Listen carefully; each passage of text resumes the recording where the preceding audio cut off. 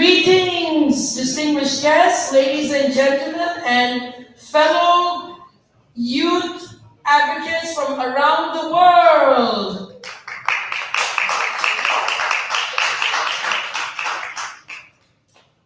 Welcome to day 3 of the International Youth Conference 12. Thank you very much to all the people who are joining us in person and online. My name is Aisha Narasimha David, and I'm one of the International Youth Conference 12 organizing committee members. We hope you've been enjoying the various panels, workshops, and dialogues that emphasize on various solutions to global challenges through intergenerational collaboration. In today's discussions, we will continue to have meaningful one-on-one dialogues to search for tangible solutions through the context of journalism, technology, and international organizations. We would like to also kindly remind that if you're experiencing technical difficulties with the conference mobile application in marking attendance for various sessions, please proceed to the registration desk for assistance for all the in-person participants and for all the attendees joining virtually. Our team will be indeed supporting you, of course, and providing you with further guidance, and to whom we convey our gratitude to as well. Additionally, we will inform of updates to the agenda and include the relevant information both online and by the registration desk in person. Now, our first panel today is Civic Technology Actually Shifts Power. I would like to invite the moderator of the panel, Josephine Gore, to lead the discussion. So I'd like to invite Josephine to the stage. Let's give a round of applause.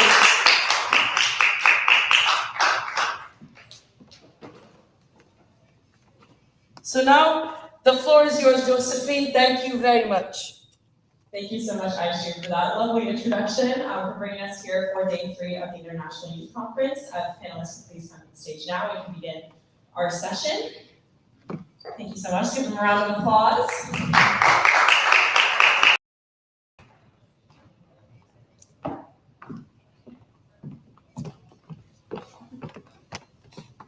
Okay. Hello, everyone. Good morning. My name is Josephine Gore, and I'm a Program and Impact Associate for the International Organization of Youth. It is my great pleasure, at least I feel, becoming more relevant than ever. Civic technology has been such a crucial part of our lives, whether that's using your phone to record, whether that's accessing election information online, whether that's using artificial intelligence for any range of purposes. It is just becoming such an instrumental part of our lives, more so every single day. So this panel is going to be a great opportunity to gain some insight from a few different perspectives on what civic technology can do, what its limitations are, what its advantages are, and I'm just very excited to be here today to learn more from these two wonderful panelists. So it's my great pleasure to introduce Anne Molin and Grace Magny-Flocon, who will be introducing themselves. So we'll begin with that. Okay. Thank you so much, Josephine, for that introduction. It's great to be here and see all of you, both here in person and online. My name is Anne Molin, and I'm the founder and the Secretary General of the Hack for Earth Foundation. And we do global hackathons to create real solutions to sustainable development goals. And for anyone who doesn't know what a hackathon is, it's an innovation competition where you compete in teams on a defined challenge. And our challenges are, of course, always connected to sustainable development goals. And through the past few years, we have created hackathons with over 25,000 participants from 125 countries. So I'm going to talk more about this later, but that's a short introduction about what Hack for Earth Foundation does. I'm going to let you continue.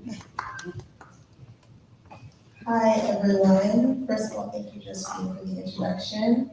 My name is Grace Magny-Flocon. I am the founder and executive director of Holy Technologies, which is a youth-led nonprofit that is dedicated to create innovative tech solutions for environmental and climate challenges. And aside from that, I am also the first ever and I think the youngest to come from the United States, UNCCP Land Hero, wherein I work with the UNCCP Secretariat to create tech solutions for the agricultural needs of this country and of this world. And I'm also a UN USA Global Ambassador for Zero Hunger, which is SDG number 2. Thank you so much for having me.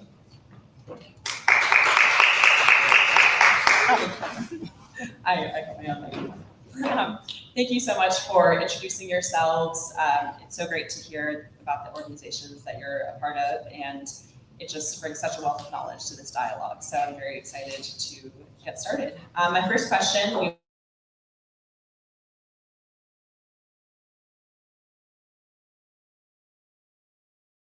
the difference between a civic technology tool that is merely engaging versus one that is truly empowering and is going to make a tangible difference? Okay, well, first of all, in my perspective, you have to involve citizens for real.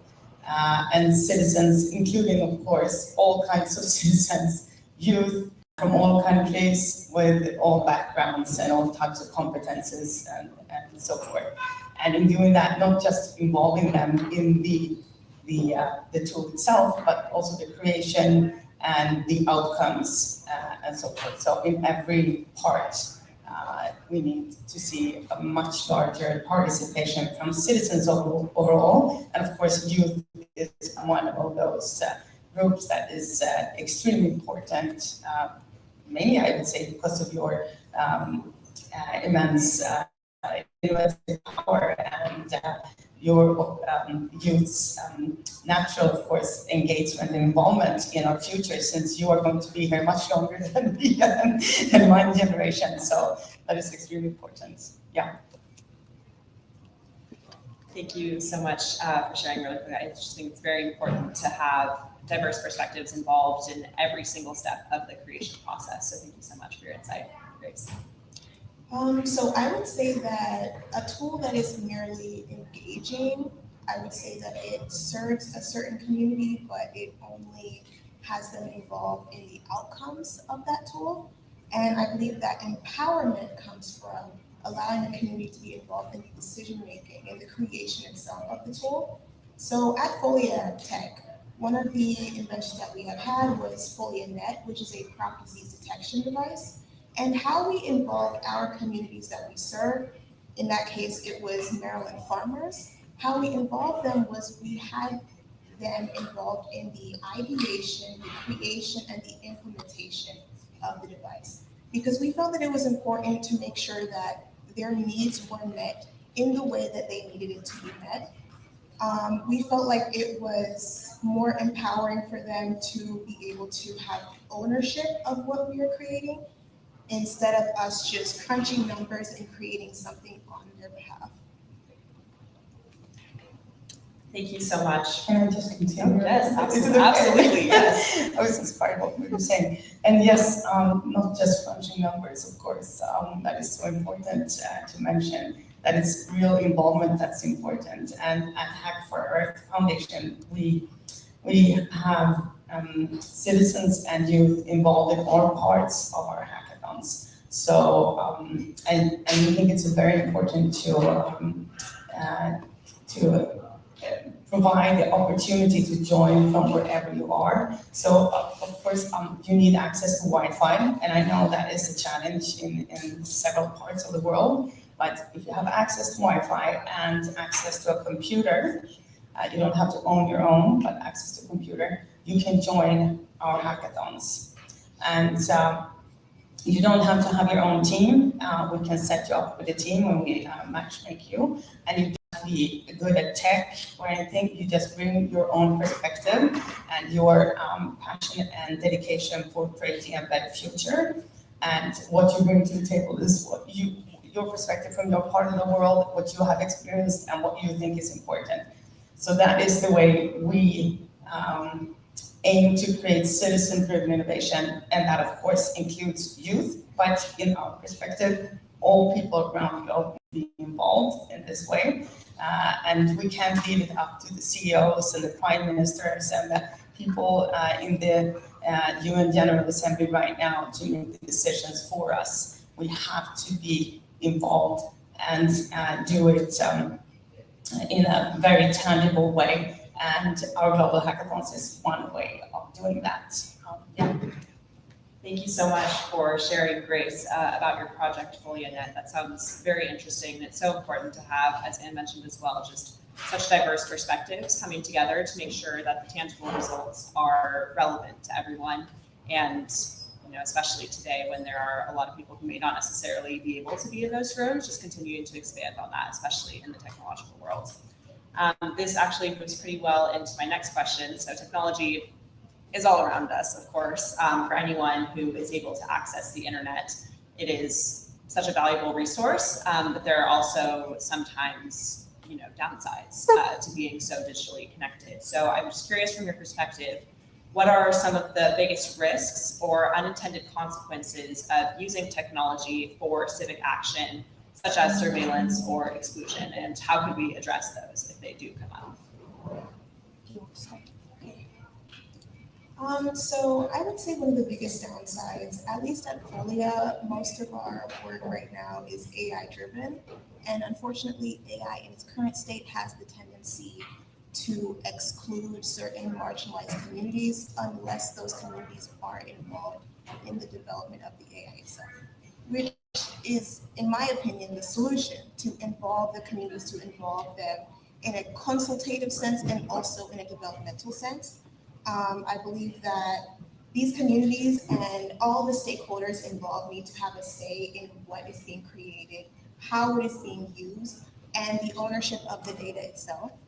I believe that I would say that these communities need to be able to understand also what is being created, to be able to have, like, for example, capacity building to understand the technical jargon that goes into it, because some of these things can be very highly technical and not everyone is a computer science major, not everyone understands the technical aspects of AI. But I believe that in terms of mitigating exclusion, surveillance, and whatnot, we need to be able to meet these communities where they are, to explain to them what is being done, how it is going to affect them, and allow them to understand what goes into it and inform the creation of the project. Thank you so much. It's so important. We had another panel on artificial intelligence yesterday talking about the importance of data ownership and how there are some lawsuits where people are suing for their data and not being able to even access their own data, which is so surprising, and that was news to me. So it's so important to involve everyone to ensure that they can have control of their own data. So thank you so much for sharing. Yes, it's what do you say? It's a very interesting time we're living in this world today, with the immense, strong progress of AI, and of course the opportunities and possibilities that come with that, but also the immense dangers and pitfalls. So I joined a session in the UN General Assembly yesterday on AI governance, and it was somewhat reassuring to hear the Secretary General Guterres stressing that all people in all countries need to be involved on all levels, so we can create a world where AI serves humanity rather than a world where it's the other way around. But other than that, there was also one thing that I think was very important that was being said yesterday in UNGA, and that was that we're talking a lot about AI and how to manage it, and the progress is going really fast, but in many countries, you don't have access to electricity or Wi-Fi. AI is quite far, and let's not forget that it's a select part of the world that is, if you want to say enjoying or being in the progress of AI now, and that we have to ensure that every country and every citizen both is, of course, secured in this context, but also joining the development of AI. and not just a few select countries that have take for granted electricity and Wi-Fi. So that I think was good. That I can't remember the country that said that, but it was one country that mentioned that in the UN yesterday. So yeah. No, thank you. It's so great to know that there's that dialogue happening at the international United Nations level, and that you also can share your perspectives here. Just in terms of that accessibility to technology, to artificial intelligence, what ways do you believe that we can ensure that civic technology is accessible and usable for communities who may have digital literacy or resources available to them? And we can start with you this time. Yes. Can you repeat the question one more time? Yes. How do you think that we can ensure that civic technology is accessible and usable for communities that may have limited digital literacy or access to those resources? We need to make sure that electricity and Wi-Fi is accessible everywhere. As I said, that's one thing. But of course, education needs to be offered to everyone. But the how, of course, that is the main question. We try to contribute by inviting everyone to join our hackathons, of course, and I really encourage everyone to do just that, because that's one way of connecting with others who are engaged in the same things that you are, a better future for all, and also creating solutions at the same time. So that's one way, but I think it's a really difficult question, and I'm not saying I'd like to see solutions, but it's definitely something that we need to work on, and on all levels. Yes, no, it's definitely a very big question, a very big thing to address. Grace, I'm curious what your perspective would be. So I would say the first thing is basically translating certain information into people's local languages. So technology should be accessible to everyone, not just English speakers. And as of now, it is most accessible to English speakers, but not everyone in the world speaks English. Not everyone, even if they do speak it, they might not understand it as much as they understand their native language. So I believe that it's important to translate into local languages and implement cultural norms that are facing people in other countries. And I think the second thing, probably even more importantly, is to have funding support. Allow people to be able to participate in tech programs. For example, my nonprofit, Folia Technologies, we have a program called the Young Researchers Mini Grant. And what it is a grant program that allows people to be able to go to tech conferences, UN conferences, and tech diversity conferences. And we support their travel and their lodging there. And I feel like this is important for exposure for people from marginalized, low income, and BIPOC communities to be able to experience these things that are essentially driving the tech industry right now, have exposure to these tech conferences. I know I myself, when I was in high school, I went to a lot of these conferences, but the biggest barrier was funding. And yet I learned so much when I was there. And there's certain information that you just cannot get unless you go to these conferences. So I believe that funding support, and then also, like I said before, translating information, allowing people to understand things, using the cultural norms that they have where they're from, is the key to making things more accessible for people. Thank you so much.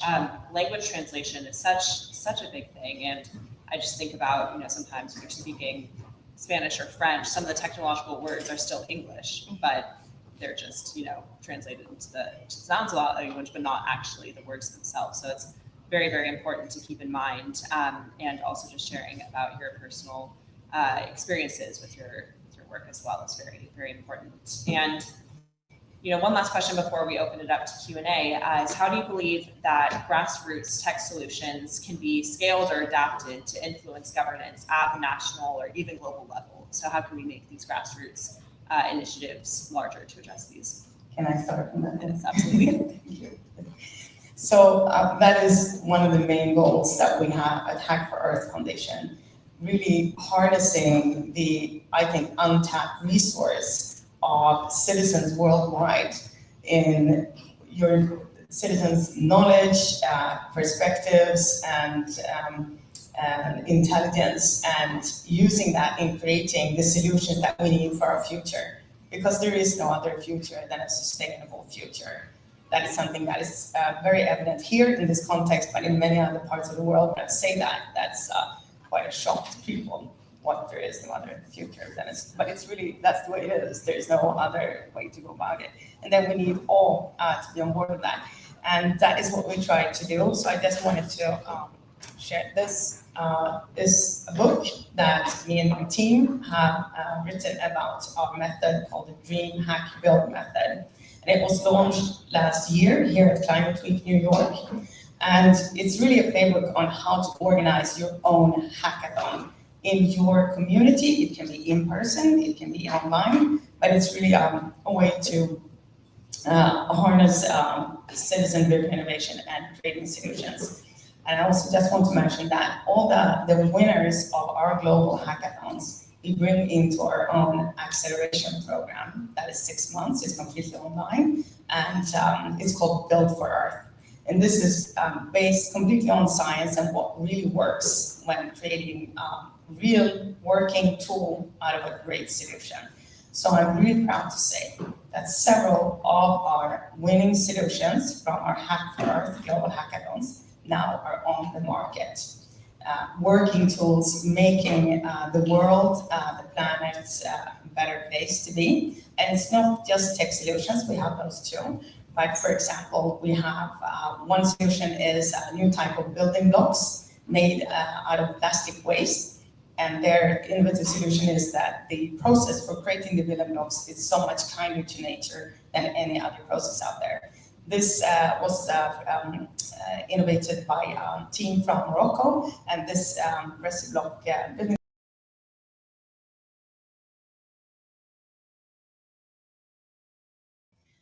And another one is a new type of plastic bags made out of seaweed that are now on the market in India. So when the plastic bags end up in the water, they don't hurt nature. Just to give you a few examples, and this was just ordinary citizens, students, most of them joining our hackathons that came up with these really great ideas, working together, having support by our mentors and experts from all over the world. And we just created something really brilliant. So I just want to mention that, and please join our hackathons. We need all of you if we're going to make this future a good one. That's so incredible. Thank you so much for sharing just the immense breadth of all the work that your organization does, and not only hosting these conferences, having the online program, but then the tangible impacts that come of it. And that's making a real difference in all continents of the world. So that's really, really incredible to hear about. And Grace, if you have any insights. So I would say that everything starts, at least in our case, at the local level. I think being able to fully and effectively serve the communities that you are seeking to serve, to establish credibility with them first, I feel like that's the most important thing. In our case, with FoliaNet, we worked with the farmers. We made it very clear that this is for you, it's not for us, it's not for our gain. And beyond that, I feel like also youth need to be supported by these sorts of entities like the International Youth Conference, the UN. I feel like UN needs to put in a bit more to support young people and our initiatives. I was incredibly grateful to have been selected as a UNCCD Land Hero, but I think there needs to be more opportunities for young people to get involved in the UN and to get involved in these global entities and to have their work be supported. I feel like these entities have the best way of allowing us to scale our work, allowing us to have the reach and the credibility, like I said, to be able to continue to fund our work and to also, expose our work to other people, allow other people to join the organization. I feel like it's very important to have support for young people. And I think that, governments, organizations like the UN and organizations like this one, we need to do a better job in meeting young people where they're at, funding their work, even if it's not perfect right now, because one day it might be. Thank you so much. It's very important, especially during this, 80th session of the UN, to have young people become more involved, and hopefully, at least you're aiming to be a small part of that today. So thank you so much for sharing your insights. And we have a little bit of time to open it up for our audience Q&A. So I think we'll take 2 questions right now, and then we can answer those. And if we have time, we can do another round. So just raise your hand if you have any questions, and please introduce yourself first and your name and organization.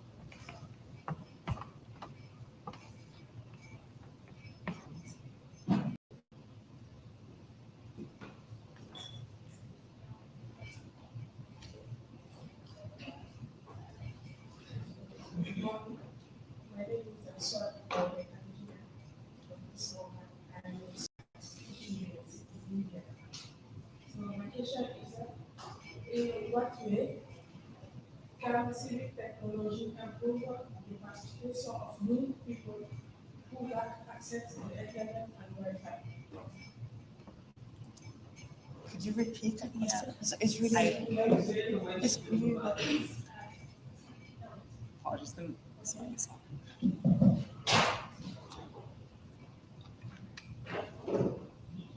My name is Swab Traore. much better. I'm Guinea, sorry. This moment I am a student in India at Kit University in Rwanda. So my question is that in what way can civic technology improve the participation of young people who lack access to internet and Wi-Fi?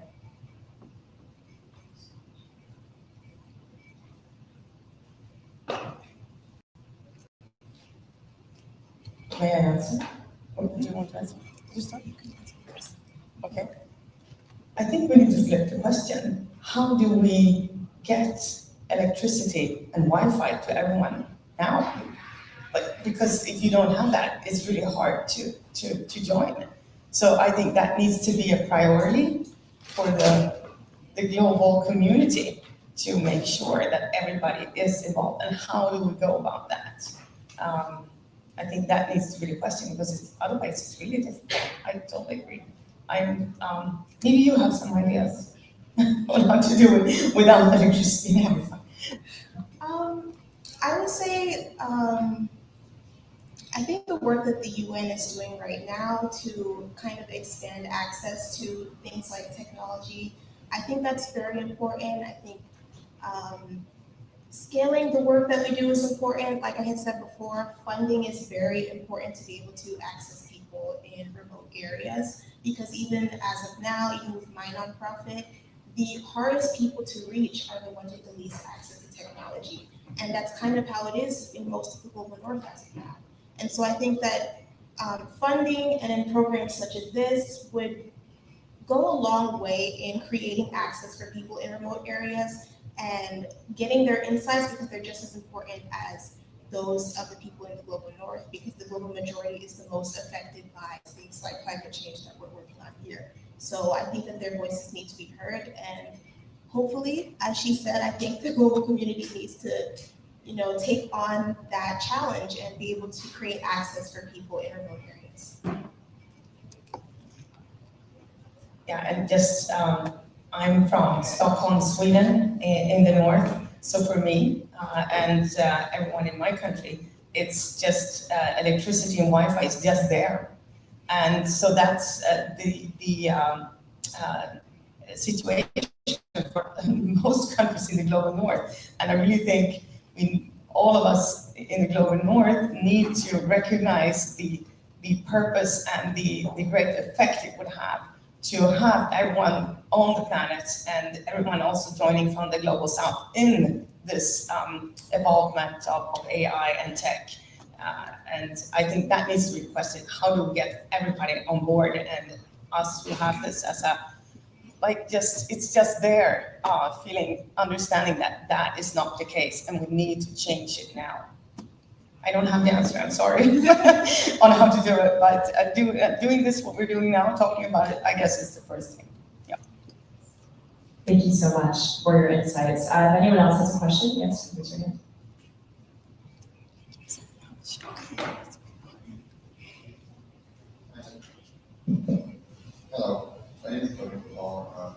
so much for coming. My question is, so yes, a big majority in the global south don't have access to the internet, technologies and all those things. But then we also know that some people in the global south also have access to these technologies. But many of them are not involved with this civic action. How can we get those that have access to beyond that access to these technologies? How can we get them to be involved in civic action, civic engagement?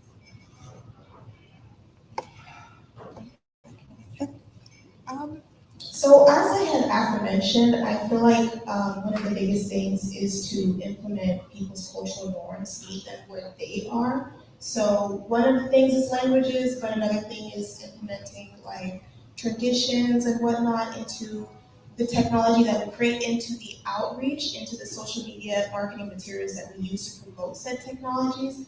Because like you had said, many people in the Global South do have access to technologies and to civic action, but they don't have the information and the understanding of where things are happening, how to get involved in those things.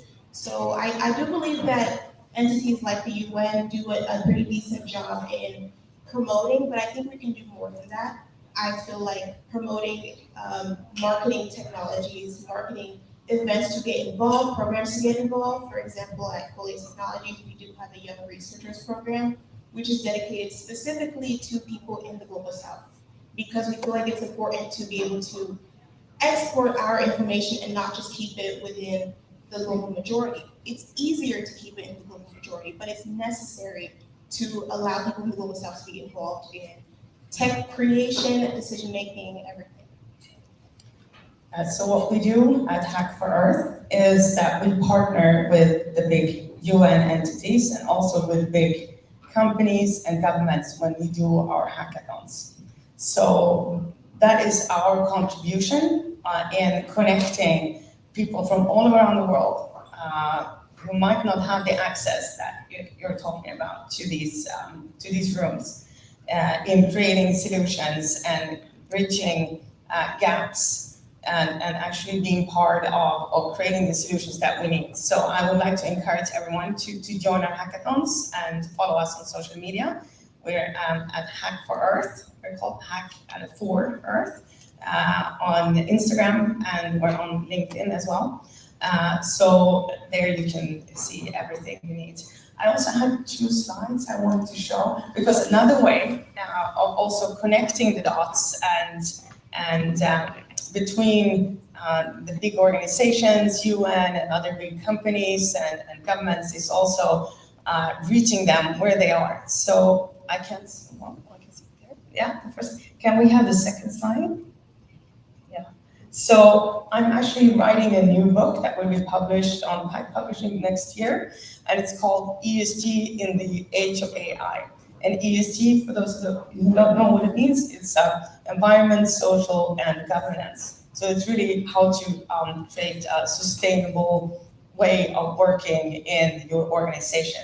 And this is for both for organizations and leaders and innovators like yourselves, but it's really focused on reaching the people who are in power.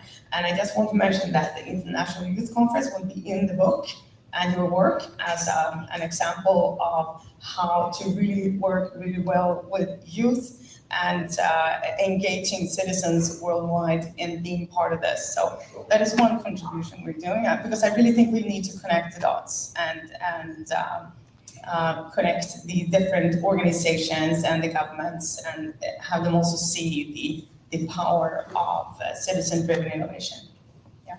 Well, thank you so much. It's so incredible to hear about this book. I'll be very excited to read it, and thank you for involving the International Youth Conference. Of course.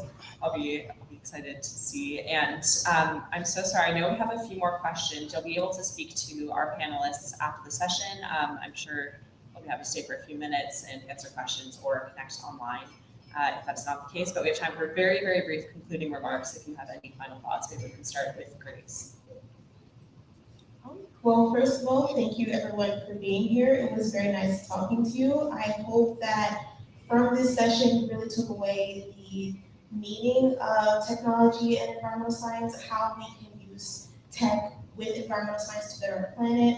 I hope that as well you will join Foley Technologies. You can follow us on LinkedIn. You can follow me on LinkedIn.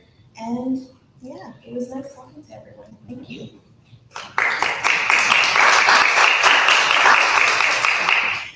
Thank you so much for having me here. It was great talking to you both and to all of you listening online and also here in person.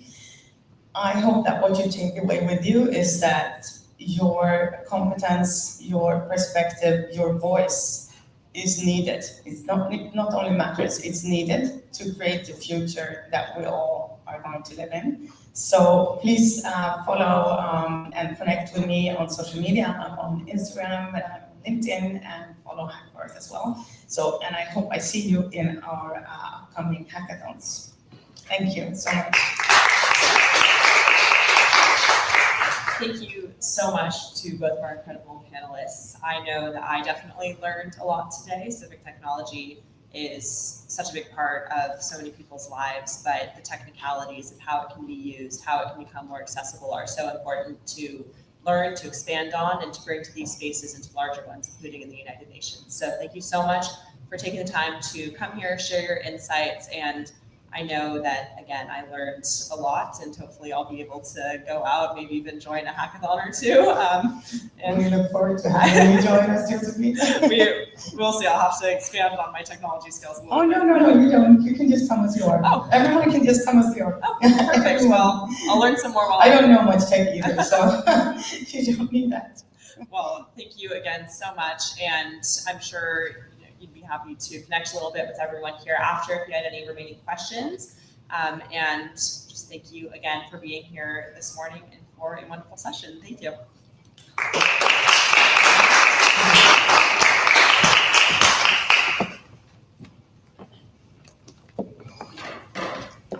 Can you bring that?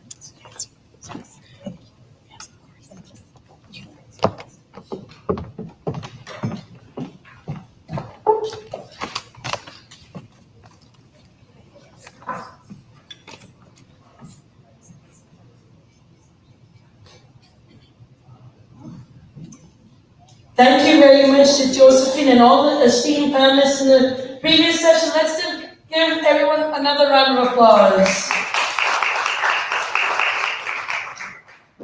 Thank you indeed for inspiring all of us that a solution comes from just that one idea or one spark that we have. So thank you once again. Now, since we had our ideation session, we're delighted to present the next session, which is Advocacy by the Journalists and Writers Foundation, also known as JFW, which is a skills-based workshop that will commence at 10:30 US Eastern Standard Time. We invite everyone for refreshments downstairs. We will once again start in approximately 12 minutes, and to everyone joining online, please do once again join in 12 minutes and enjoy your break. Thank you very much, everyone.